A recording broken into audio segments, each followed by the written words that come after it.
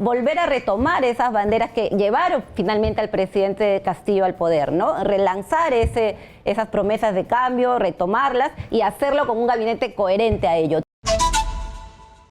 Y está con nosotros Anaí Durán. Anaí, bienvenida. Gracias, Estamos, Nicolás, por si acaso, sin mascarilla, manteniendo el distanciamiento, los dos vacunados. Yo me he hecho una prueba, 3 vacunas. ¿no? Con todas las vacunas y con las pruebas respectivas para protegernos. Y proteger, por supuesto, a los nuestros, ¿no? ¿Qué piensas, Anaí, de todo esto? Bueno, gracias por la ¿Cuál invitación. es tu balance, además porque has sido parte de esto? Sí, yo creo que hay dos partes aquí, ¿no? La primera, creo que hay que tener una lectura realista y adecuada de la situación que estamos viviendo. Es una situación bastante crítica. Yo traía un poco a la mente la crisis del 92, tú te acordarás mejor que yo, cuando todo el régimen que se instaló en el 78 se estaba descomponiendo, ¿no? Y la salida a esa crisis fue una salida autoritaria, ¿no? El fujimorismo impuso ahí una constitución, se impuso un régimen, se impuso un modelo económico que se han mantenido estos últimos 30 años. Ahora estamos en un momento de crisis similar, quizá no tengamos esta imposición autoritaria como salida, pero sí tenemos una serie de esfuerzos que están avanzando en una ruta hiperconservadora y regresiva para reformas que está exigiendo nuestro pueblo, ¿no? Yo creo que hay que situarnos en este momento de crisis y hay que pedir también que ahí, y creo que eso es algo que tenemos que exigir como fuerzas de izquierda, se pueda relanzar el proceso de cambio que asumió el gobierno en julio, ¿no? Creo que ha habido, también entendiendo el contexto de un gobierno asediado, de una correlación de fuerzas adversa en el Parlamento, con los grupos de poder y los grandes medios de comunicación también en contra, ¿no? Volver a retomar esas banderas que llevaron finalmente al presidente Castillo al poder, ¿no? Relanzar esas promesas de cambio, retomarlas y hacerlo con un gabinete coherente a ello. Tú no puedes hacer grandes reformas en la minería, como hablabas al comienzo, en un momento donde los precios de los minerales están subiendo. Tendríamos para recaudar e invertir en nuestro país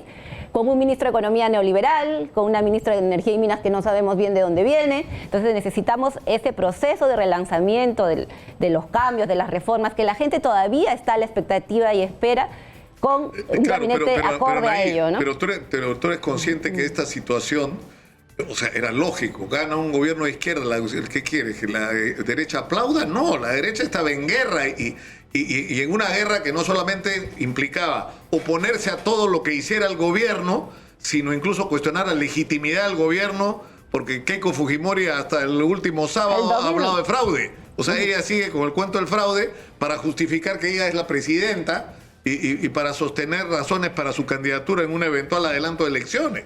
Pero la situación la creó el gobierno, con sus decisiones equivocadas, con su falta de estrategia sobre asuntos clave, como este de la minería, por ejemplo. Mira, yo creo que ahí efectivamente hay un grupo que nunca aceptó su derrota, ni siquiera ha aceptado ahora que la Fiscalía ha sacado un informe, ¿no? Se sigue negando que esta fue una victoria popular, democrática, institucional, avalada por diversas instituciones. Entonces creo que eso también ha contribuido. Creo que efectivamente ha habido una dificultad grande del gobierno para asentarse, para poder llevar a cabo estas reformas. Creo que eso es innegable. Y creo que es de este momento que sí es un punto de inflexión poder relanzar eso, ¿no? Ahí sí creo que hay que hacer un ejercicio, más que de autoflagelación, que se la dejamos a otros candidatos, de ver qué falló, ¿no? De sacar lecciones de estos ya 6 meses de cómo podemos avanzar en lo prometido, ¿no? En el caso de la minería, Chile, que ni siquiera con Boric, ¿no? Con Piñera, nunca dejó de cobrar sobreganancias, impuestos a las sobreganancias mineras, ¿no? Porque los precios del cobre están subiendo. Entonces, ¿por qué acá no lo hemos hecho? Porque también tenemos una derecha sumamente antinacional, ¿no? Ya ni siquiera antiizquierdista, ¿no? Sino que no está mirando los intereses de la nación, más aún en un momento tan crítico. Y creo que ahí sí también las fuerzas de izquierda tenemos que hacer un balance de nuestra actuación estos 6 meses, y creo que es bueno que nos hayamos estado reuniendo estos días, hemos vuelto a reunirnos después de varios meses para poder analizar y también plantear salidas colectivas, ¿no? Y en esa línea creo que es que tendríamos que seguir planteando, volver a esta plataforma de cambios que se prometió y que la gente está esperando. Hace poco sacó una encuesta a CELAC, por ejemplo, donde preguntaba justamente qué cambios espera la gente, y la gente espera un mejor sistema de salud, ¿no? Espera una reforma tributaria, espera también el acceso a los recursos, ¿no? Que bajen los precios del gas, que se masifique el gas natural que tenemos. Y eso sigue vigente. Entonces estamos para relanzar en este momento. Fíjate, tú, Anaí, me estabas diciendo que se ha hecho una encuesta con respecto a qué es lo que esperan, sienten y quieren los peruanos. Y me han nombrado varias cosas y dentro de ellas no aparece la Asamblea Constituyente. Y una de las banderas de la izquierda durante la campaña y estos meses ha sido el tema de la Asamblea Constituyente. Anaí, si hay un referéndum por una Asamblea Constituyente, la izquierda lo pierde. Mira, aquí... Te lo aseguro, así... Sí, hay hoy día o mañana, porque claro, has tenido una contracampaña muy fuerte, pero sí hay una intención de reformar esta Constitución, y eso también lo dice la encuesta. Casi el 60% de la población está a favor de que esta Constitución sea cambiada. Y creo que es urgente mirarlo eso también como una salida a la crisis, porque la crisis también es constituyente. Esa Constitución del 93, que fue impuesta autoritariamente por el fujimorismo y los grupos de poder, está siendo permanentemente cambiada en la Comisión de Constitución. O sea, y qué mejor que cambiarla más bien de cara al pueblo. Y tienen tanto miedo de cambiar esa Constitución que hasta hacen una ley inconstitucional para prohibir un referéndum, que es el mecanismo más democrático que puede existir, ¿no? Yo creo que en momentos así de crisis tan profunda como la que estamos viviendo, de descomposición de las instituciones, donde la institución presidencial, que ya es nuestra última línea, está siendo permanentemente socavada también por la derecha, los medios de comunicación, el golpismo, sí se necesita abrir este debate. No para cambiar la Constitución mañana, pero sí para acumular en un debate nacional que nos diga cómo refundar este país. Porque de verdad yo sí creo que hemos llegado a tocar fondo, ¿no? Lo hemos visto en la pandemia. Yo trabajé este proyecto para más de 98,000 niños huérfanos, que deben ser muchos más. O sea, estamos haciendo borrón y cuenta nueva de un claro, pero fíjate, momento muy duro. Yo entrevisté a Rafael López Aliaga, que habló del tema de los cambios constitucionales y dice cosas como que hay que cambiar el artículo sobre los monopolios. Él dice que hay que revisar el tema del papel del Estado en la economía. Que por qué no puede haber empresas estatales. Rafael López Aliaga te acepta que debe haber una discusión sobre este tema, pero es decir, el objetivo tiene que ser, en lo inmediato, abrir una discusión ordenada y responsable sobre todo lo que hay que cambiar. Y te vas a sorprender de los acuerdos que van a haber y hacer una asamblea constituyente no como un escenario de confrontación donde uno, aparte de los peruanos, se va a imponer a los otros, sino como una constitución que nos represente a todos y no solo una parte. Así es, porque esta Constitución del 93 también fue hecha con 6 mujeres, si no me equivoco, ningún representante de pueblos indígenas. Es una Constitución que se hizo de espaldas a la gente, se hizo apuradamente para legitimar un régimen autoritario e imponer sobre todo un modelo económico. Entonces, efectivamente, abramos ese proceso. El proceso de discusión ya está abierto, ya estamos discutiendo nosotros sobre si debe haber o no un referéndum, una nueva Constitución. Hace 10 años eso no se hacía. Entonces, ahora estamos en este momento de discutir esto y lo que toca es encauzarlo. Yo creo que sí hay espacio para eso y sí es una salida a la crisis, un momento constituyente donde se debata y volvamos justamente a consultar al soberano qué cosa quiere para este país, ¿no? Ahora, ¿qué es lo que viene ahora? Porque ustedes han roto con el profesor Pedro Castillo, es una ruptura, porque él ha salido a criticarlos, ¿no? Y no solamente él, sino gente de su entorno. Dice... ¿por qué no dijeron las cosas que están diciendo ahora cuando estaban dentro del gobierno? O sea que si los dejo en algunos ministerios no me van a criticar, es más o menos traduciendo, digamos, al lenguaje directo lo que ha dicho. No estamos hablando de ruptura. Nuestra participación en el gobierno jamás estuvo supeditada a uno u otro puesto de gobierno, y eso también lo ha dicho Pedro Franque, ¿no? Tanto Pedro como yo, que venimos del Nuevo Perú, de este proceso de confluencia que tuvimos en la segunda vuelta, participamos activamente en la elaboración del Plan Bicentenario. Creo que ahí lo que ha habido, pues ahora es otro momento, ¿no? Habrá que volver a retomar el diálogo si se dan las condiciones. Lo que sí fuimos muy críticos con el gabinete Valer, y creo que no fuimos los únicos, ¿no? La mayoría de fuerzas de izquierdas sentó posición en que ese tipo de gabinete no podía conducir ningún proceso de cambio. El presidente se rectificó y eso nos parece muy saludable, y ahora creo que estamos a la expectativa y también tratando de incidir para que pueda haber un gabinete democrático y que enrumbe y relance sobre todo este proceso, ¿no? Mira lo que me escriben, me dicen, ¿por qué Anaí critica la misoginia de Valer y no hizo lo mismo con Bellido? Porque Bellido también tenía un discurso, digamos, sobre las mujeres que no era precisamente feminista, ¿no? Bueno, con el ex premier tuvimos un diálogo permanente. Yo creo que él no tiene, que yo sepa, una denuncia como la que tiene Valer. Creo que hay que poner también las cosas en su real dimensión. Y creo que, bueno, cuando hubo esta denuncia de la señora Patricia Chirinos, que además ha sido desestimada en ética, sentamos posición de inmediato, ¿no? Aquí había que investigarse porque ninguna denuncia de ninguna mujer debe ser desestimada. Ahora, ¿qué es lo que viene ahora para ustedes? Es decir, ¿qué es lo que debería ocurrir? Porque ustedes ya no, o sea, el presidente, no es que ustedes conversaron con el presidente sobre su salida del gabinete, el presidente lo sacó del gabinete. Eso fue lo que ocurrió, los excluyó aparentemente por pedido de la gente de Perú Libre y de Perú Democrático.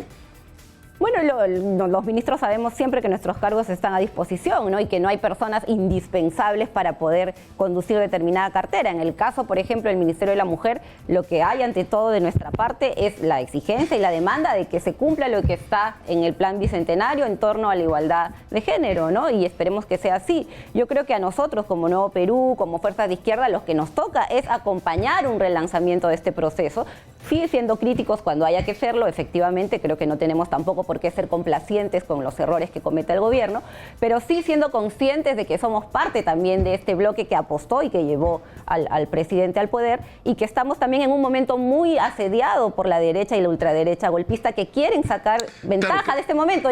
Pero Anaí, pero el problema no es ese. O sea, la derecha ha estado asediando a este gobierno desde el comienzo, antes de que se instalara, desde el 6 de junio, ¿no es cierto?, que se dieron los resultados de la segunda vuelta. Pero el problema no es ese. El problema es que el gobierno se ha desgastado ante su propio electorado por sus errores. O sea, ese es el problema del gobierno. El problema no es Keiko, ella empezó y va a seguir hasta cuando dure el gobierno de Pedro Castillo. También es el problema, porque hemos tenido crisis muy profundas donde la reacción nunca ha sido que renuncie, que se vaya. El domingo tú has visto al Grupo del Comercio ya buscando la salida, entrevistando a diversos opinólogos para que digan más bien cómo se va más rápido, a la presidenta del Congreso diciendo que ella está lista para ponerse la banda. Entonces también es el problema. Sin duda, yo creo que eso tampoco podemos minimizarlo ni desconocerlo. Ya, pero ¿qué debería ocurrir según ustedes? Nosotros pensamos, o sea, ¿no debe renunciar Pedro Castillo? Por supuesto que no, él ha sido elegido para cumplir un mandato constitucional y ha sido elegido por las mayorías, sobre todo más excluidas de este país. Lo que tiene que haber, como hemos dicho y como estamos afirmando en distintos espacios de izquierda que te contaba, hemos vuelto a confluir, es que haya un relanzamiento de este proceso de cambio, que se vuelva a esas banderas, que se retome y sobre todo que se retomen de manera coherente con las personas que lo conducen, ¿no? Creo que eso también es un clamor pero ustedes de no la han hablado ciudadanía. con Pedro Castillo. Hemos sido parte de las delegaciones que han estado hablando con el presidente de las izquierdas, ¿no? Nuestro secretario general ha participado. Porque digamos, cuando se ha hablado de la eventualidad de que Jorge Nieto sea presidente del Consejo de Ministros, se está hablando de un hombre que no pertenece a las agrupaciones de izquierda, aunque viene de la izquierda, ¿no? Y que, digamos, el nombre de Jorge Nieto implicaba como un paso hacia el centro, hacia la apertura, hacia constituir un gabinete cuya composición no esté determinada por qué grupos de izquierda o por qué gente podría o no votar en el Congreso a favor ¿no es cierto?, de este gabinete, sino un gabinete constituido más bien con un criterio técnico de juntar a los mejores alrededor de determinados objetivos que se supone que se han planteado, ¿no es cierto?, en determinado momento cuando se instala el gobierno. Lo que nosotros hemos dialogado y hemos llevado al presidente, sobre todo esta necesidad, ¿no?, de conformar un gabinete que vaya desde la izquierda, el progresismo, hacia las demás fuerzas de izquierda, hacia las demás fuerzas políticas, ¿no? Y que sea capaz, como bien dices, de combinar criterios políticos, porque los ministerios no son solamente espacios técnicos, ¿no? Criterios políticos con una capacidad técnica importante, ¿no? Ese es un poco el mensaje que se le ha dado, seguro él está escuchando distintas propuestas, tiene toda la prerrogativa para hacerlo, pero nuestra propuesta en este momento es que quien debe conducir ese gabinete y la composición misma debe estar acorde con ese proceso. O sea, tiene que ser alguien de izquierda, según ustedes. No es un requisito, pues, que sea un militante calificado, certificado. O sea, ¿Roberto Sánchez debería ser el presidente del Consejo de Ministros? Mira, lo que se trata aquí, más que un nombre u otro, es, como digo, una persona que esté calificada y comprometida con el proceso de cambios. No puedes poner a una persona que sale en la campaña anterior a terruquearte, a decir que no voten por Pedro Castillo. Entonces, eso es incoherente y eso nos deslegitima y nos desperfila frente a la gente, ¿no? Ya, pero Valer fue incluso... O sea, Valer usó expresiones que podrían considerarse difamatorias. Valer, el ministro de Cultura también, por ejemplo, ¿no? O sea, el mismo ministro de Cultura. Entonces, digo, ¿no? Tienes que tener una coherencia. Eso es lo que se ha exigido, lo que se ha pedido, lo que se ha dialogado, ¿no? Ojalá seamos escuchados, y creo que ahí nuestra tarea no termina en qué otra persona pones o no en el gabinete, sino en cómo seguimos construyendo en este momento un proceso que abra reformas importantes en nuestro país. Ahora, pero ¿qué es lo que ustedes hicieron mal? Tú has sido ministra y se ha hablado, por ejemplo, de que había, lo ha dicho Mirta Vázquez, había un gabinete en la sombra, había gente tomando decisiones por encima de los ministros, ¿no es cierto?, que parecían tener más poder que el propio presidente. Eso no lo ha dicho en público, eso lo ha dicho en otros espacios, ¿no? Bueno, en el caso... Alguien decía, bromeando, que el Perú estaba gobernado por Castillo, pero no por Pedro, sino por Viverto Castillo. Bueno, te diré que yo no conozco poniendo a las Viverto cosas Castillo, en el extremo. Yo creo bueno, lo han citado al Congreso mañana. Ya ahí lo conoceremos. Yo creo que hay también ahí un ánimo también de la prensa de sobredimensionar determinados aspectos, ¿no? O tal vez también hay diversos sectores que actúan de diferente manera. En el caso del Ministerio de la Mujer tuvimos la confianza, felizmente, para sacar propuestas que teníamos planteadas desde el inicio por pedido del mismo presidente, como la ley Orfandad, por ejemplo, o todo el tema de mujer emprendedora. Hubo esa confianza, hubo esa relación, ¿no? Pudimos despachar tanto con la Premier como con el presidente, y creo que eso nos permitió avanzar. Anaí, no tuviste que chocar con asesores que vinieran de Palacio, gente que diera instrucciones, que podrían ser consideradas una intromisión. No, yo creo que o no les interesaba mucho mi ministerio o no era tanto como se dice, ¿Pero ocurrió o no ocurrió? Mira, yo no puedo confirmar eso, ¿no? Lo que sí puedo decir es que hay la necesidad de que el premier o la premier, el presidente y su equipo trabajen ensambladamente, coordinadamente, coherentemente con las propuestas de cambio.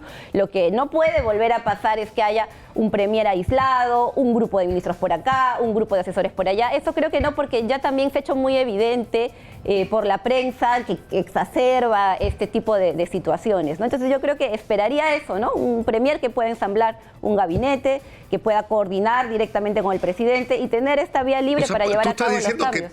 Tú estás diciendo que esto que debería ocurrir no ha ocurrido.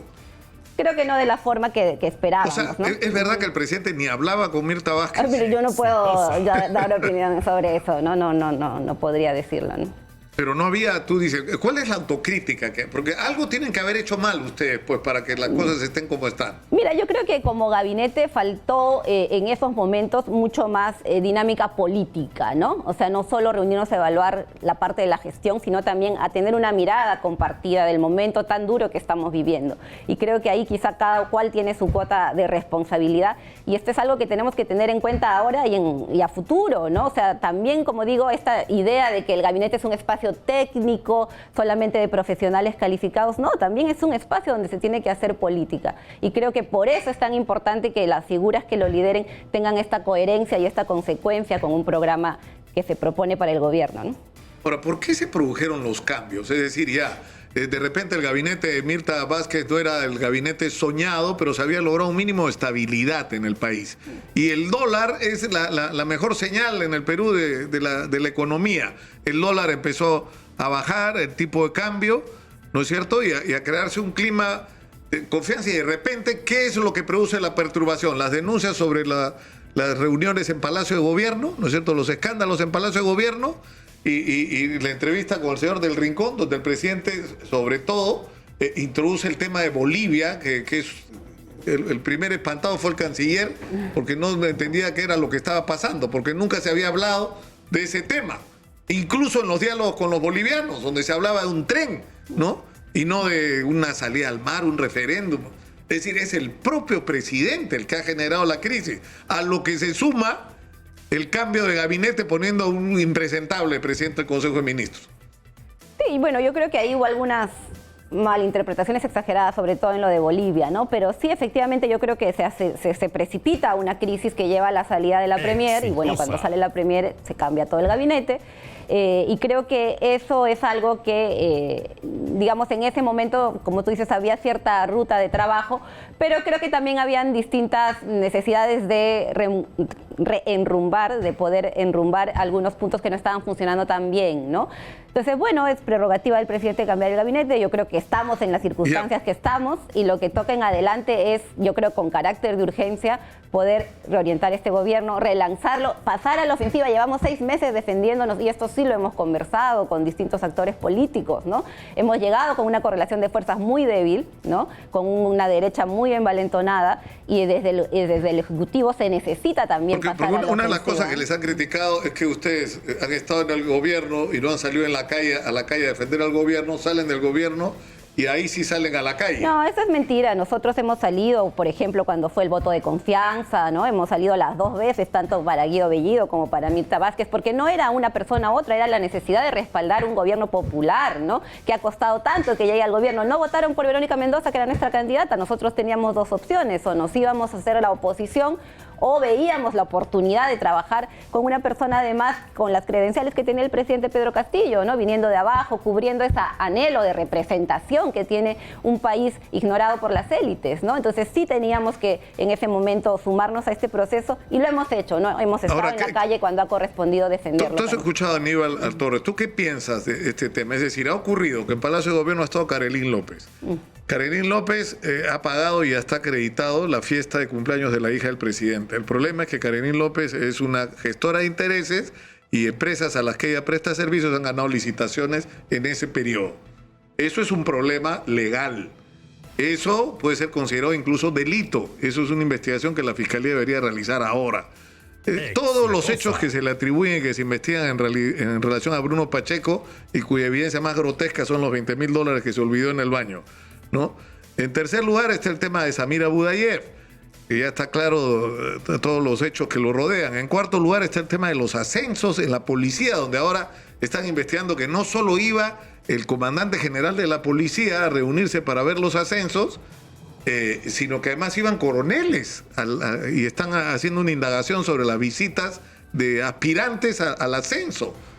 Entonces, ¿tú qué piensas de la responsabilidad del presidente sobre esto? ¿Es una persona ingenua que ha permitido que pase esto alrededor suyo?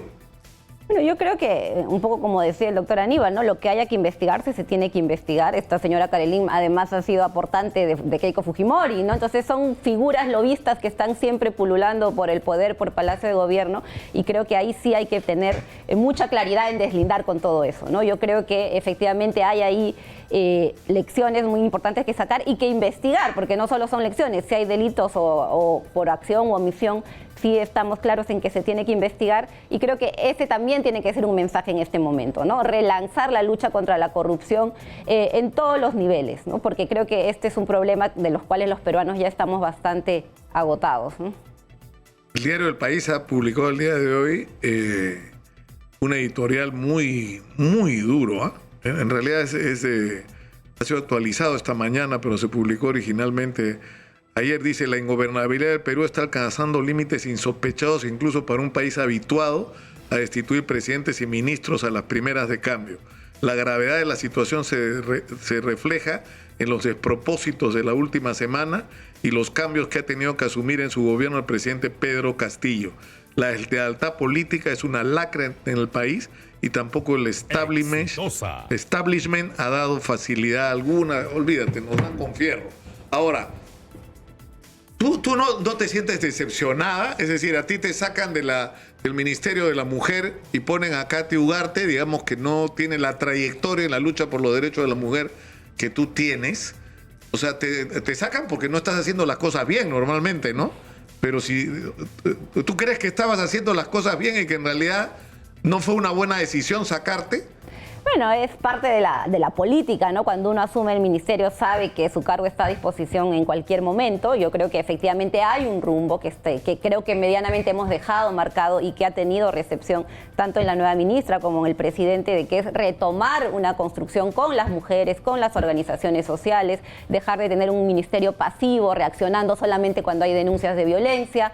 Efectivamente, se pudo haber hecho más, pero yo voy a seguir trabajando desde donde esté por eso. ¿Tú crees que Katy Ugarte debe debe continuar o en los cambios debería ser una persona Mira, que esa debe... es prerrogativa del presidente, ¿no? Yo creo que no, lo que debe continuar Pero sí son estas líneas de trabajo que hemos puesto, ya ¿no? estás actuando como una política. Los políticos son como futbolistas, así tienen una cintura, te preguntas una cosa y te la... Pero te estoy diciendo, lo que debe continuar evitan, son ¿no? las líneas Te de la trabajo evitan. que hemos dejado sentadas. Yo sí creo que eso, y yo voy a continuar en esas líneas en la trinchera en la que esté, ¿no? Ahora, había un incidente con la alcaldesa de Ocoña, María del Carmen Alba, que ha dicho, está en mi casa, le exijo respeto, ¿no?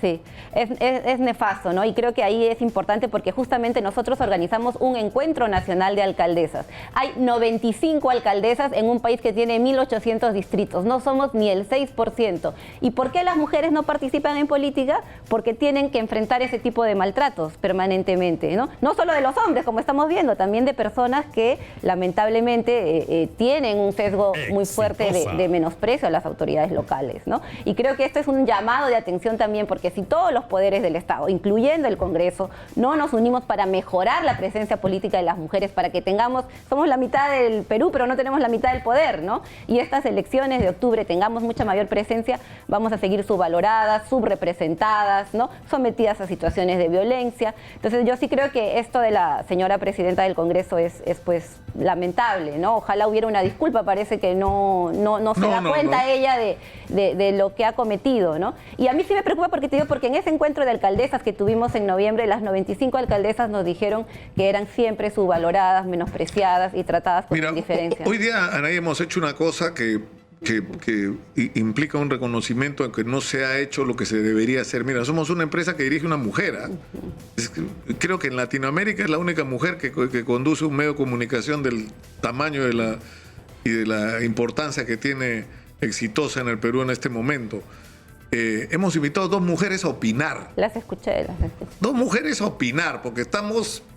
Y ya escuchamos suficiente a los hombres, creo. Ahora vamos a escuchar a las mujeres que, como tú has recordado, son la mayoría del Perú. Y como que ya llegó hora de que no solo se diga que tienen derecho a que se respete sus espacios, ¿no es cierto? Y su presencia, y se respete la paridad, ¿no? Aunque las mujeres tendrían derecho a que la paridad no alcanza para representarlas, porque son la mayoría de la población. Bueno, comencemos por escucharlas. Así es. Y qué bueno que además hayan sido mujeres de regiones, ¿no? Porque creo que sí hay una sobrerepresentación de la opinología limeña, que es bastante coincidente además, y de algunas universidades nada más. Entonces creo que ese ejercicio de democratización, de paridad, es urgente e importante en estos momentos, ¿no? Por eso somos la voz. ¿Ah? De los que no tienen... Por eso estamos 11 años integrando al Perú. Muchas gracias. Gracias. Anaí Durán ha estado con nosotros.